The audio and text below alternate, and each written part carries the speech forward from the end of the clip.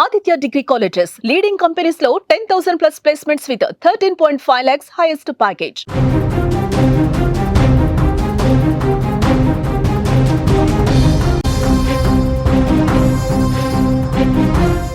Big breaking news చూస్తున్నాం. గండికోటలో యువతి హత్య కేసు మిస్టరీ ఇంకా వేడలేదు. 2 రోజులైనా అసలు వాస్తవాలు ఏంటి అనేది ఇంకా బయటకు రాలేదు.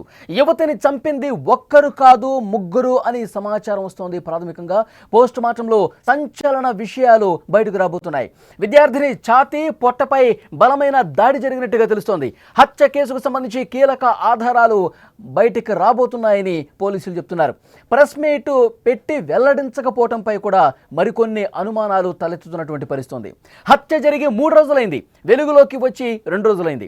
పోలీసుల చేతిలో కీలక సాక్ష్యాలు ఉన్నాయి, కానీ హంతకుడు ఎవరు అన్నది మాత్రం ఇంకా బయటకు రావడం లేదు. కడప జిల్లా గండికోటలో విద్యార్థిని హత్య కేసు మిస్టరీ ఇంకా కొనసాగుతూనే ఉంది.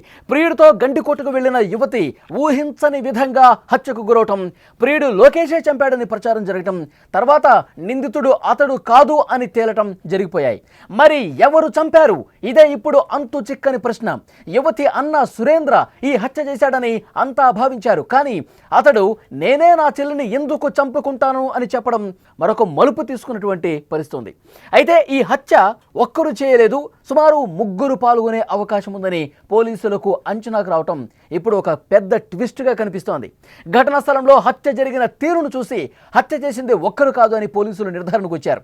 సీసీ కెమెరాలు ఉన్న చోట కాకుండా ముళ్ల పొదల్లో యువతిని అత్యంత దారుణంగా అమానుషంగా చంపేయడంతో గండికోటపై పూర్తిగా అవగాహన ఉన్నవారే ఈ హత్య చేసినట్టుగా కనిపిస్తోంది.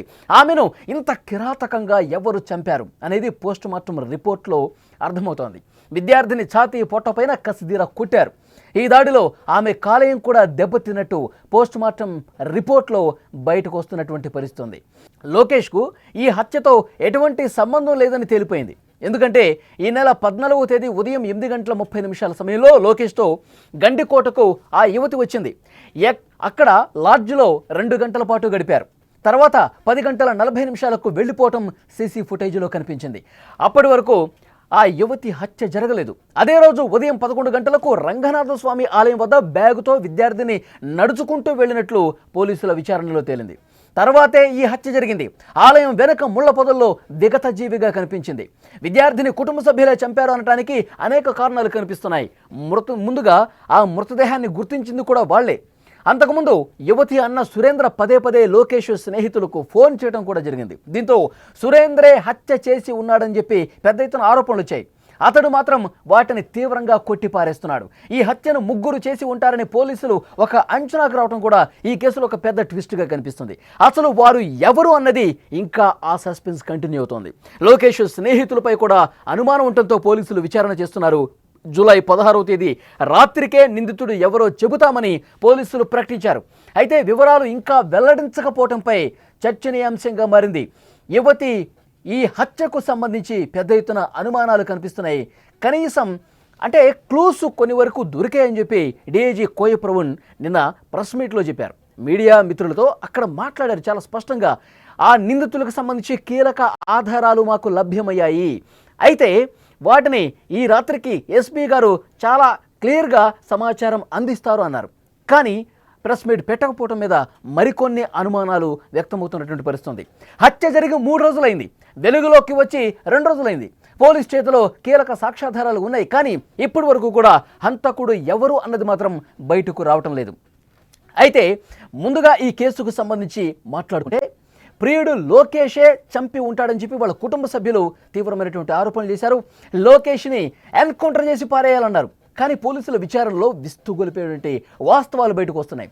లోకేష్ చంపలేదు, లోకేష్కి ఈ హత్యకి ఎలాంటి సంబంధం లేదు, అత్యాచారం కూడా జరగలేదు, అమ్మాయి మీద లైంగిక దాడి అసలు జరగలేదు అని చెప్పి పోలీసులు చాలా క్లియర్గా చెప్పినటువంటి పరిస్థితి. అయితే ఈ కేసుకు సంబంధించి ఇప్పటివరకు మరికొన్ని బలమైనటువంటి అనుమానాలు కనిపిస్తున్నాయి. లోకేష్ అయితే చంపలేదు, లైంగిక దాడి అయితే జరగలేదు, ఇది చాలా క్లియర్. 10:40 సమయంలో లోకేష్ బయటికి వచ్చిన తర్వాత సీసీ ఫుటేజ్లో చాలా క్లియర్గా కనిపించింది. బైక్ మీద అతడు ఒక్కడే వెళ్ళిపోయాడు. కోటగుమ్మం అక్కడ ముఖద్వారం వద్ద ఆమెను వదిలిపెట్టి వెళ్ళిపోయాడు. ఆ తర్వాత వైష్ణవి అక్కడి నుంచి నడుచుకుంటూ వెళ్తోంది. 11 గంటల సమయంలో ఆమె ఒక్కతే నడుచుకుంటూ వెళ్తుంది రంగనాథ స్వామి ఆలయం వైపుగా. పోలీసులు దీన్ని నిర్ధారించారు. అంటే లోకేష్కి సంబంధం లేదని చెప్పి చాలా క్లియర్గా మనకు అర్థమవుతుంది. మరి వైష్ణవి ఎందుకు వెళ్తోంది? నడుచుకుంటూ రంగనాథ స్వామి ఆలయం వైపుగా ఎందుకు వెళుతోంది? ఎవరి కోసం వెళ్తోంది? ఎవరన్నా వస్తామని చెప్పారా? వెయిట్ చేస్తున్నామని చెప్పారా? ఎందుకు ఆమె నడుచుకుంటూ వెళ్తుంది? ఇదొక బలమైన అనుమానం. తర్వాత అన్న వచ్చాడు. అన్న లోకేష్ ఫ్రెండ్స్తో కూడా ఫోన్ మాట్లాడినట్టుగా తెలుస్తోంది. లోకేష్ అలాగే వైష్ణవి ఇద్దరు కలిసి గండికోట ప్రాంతానికి వెళ్తున్నట్టుగా సమాచారం అన్న సురేంద్ర తెలుసుకున్నాడు. తర్వాత గండికోటకి అన్న సురేంద్ర వచ్చాడని కూడా పోలీసులు చాలా క్లియర్గా చెప్పారు. చాలామంది కూడా అన్న ప్రమేయం ఉంది, కుటుంబ సభ్యుల ప్రమేయం ఉంది, సురేంద్రే ఏదో చేశాడు, చెల్లి తమ మాట వినటం లేదు, కుటుంబ సభ్యులు చెప్పినట్టుగా వినటం లేదు, లోకేష్తో వెళ్ళొద్దు, లోకేష్ను మర్చిపో, లోకేష్తో ప్రేమ వ్యవహారం నడిపించొద్దు అని చెప్పి కుటుంబ సభ్యులు తీవ్రంగా కొద్ది రోజులుగా గొడవ పడుతూ ఉన్నారు వైష్ణవితో.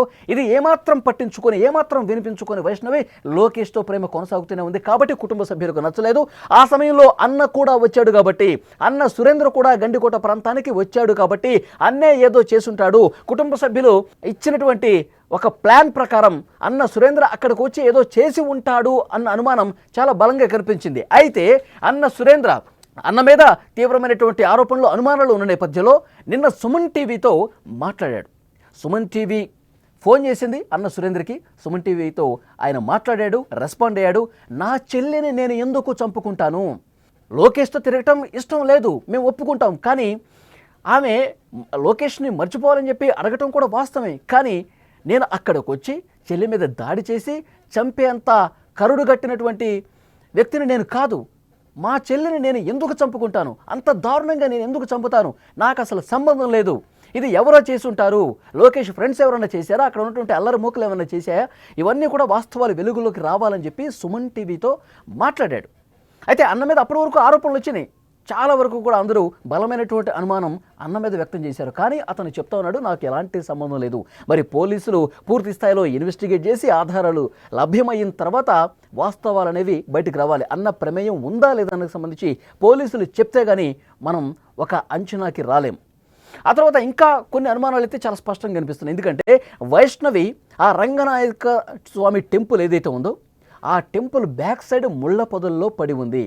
సీసీ కెమెరాలకు దొరకకుండా ఈ గండికోట పర్యాటక ప్రాంతం మీద పూర్తి అవగాహన పట్టు ఉన్న వాళ్ళే ఈ దారుణానికి పాల్పడి ఉంటారని చెప్పి పోలీసులు ఒక అంచనాకు వచ్చారు. ఎందుకంటే అక్కడ ఆమె నడుచుకుంటూ వెళ్ళటం అనేది సీసీ కెమెరాలో రికార్డ్ అయింది.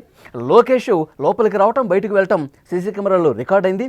కానీ ఈమె బ్యాక్ సైడ్ రావటం, ముళ్ళ పొదల్లో విగతజీవిగా పడి ఉండటం, ఇక్కడ దాడి చేసినా ఏదన్నా చేసినా సరే ఎవరికి కనిపించకూడదు, ఎవరికి అనుమానం రాకూడదు, ఆధారాలు ఎక్కడ కూడా లభ్యం కాకూడదు అన్న ఉద్దేశంతో ఈ నిర్మానుష్య ప్రదేశానికి అసలు సీసీ కెమెరాలు సీసీ ఫుటేజీలు ఎలాంటివి కూడా కనిపించకుండా వాటికి దొరకకుండా ఈ ప్రదేశంలో చేసి ఉన్నారంటే తప్పకుండా గండికోట ప్రాంతానికి సంబంధించి అక్కడ రెగ్యులర్గా వచ్చిపోయేవాళ్ళు, దాని మీద అవగాహన ఉన్నవాళ్ళు, ఎక్కడ మనం దొరకకుండా ఉండేందుకు ఏ ప్లేస్ అయితే కరెక్టో అది తెలిసిన వాళ్ళు మాత్రమే చేసి ఉంటారని చెప్పి పోలీసులు ఒక అంచనాకు వచ్చారు.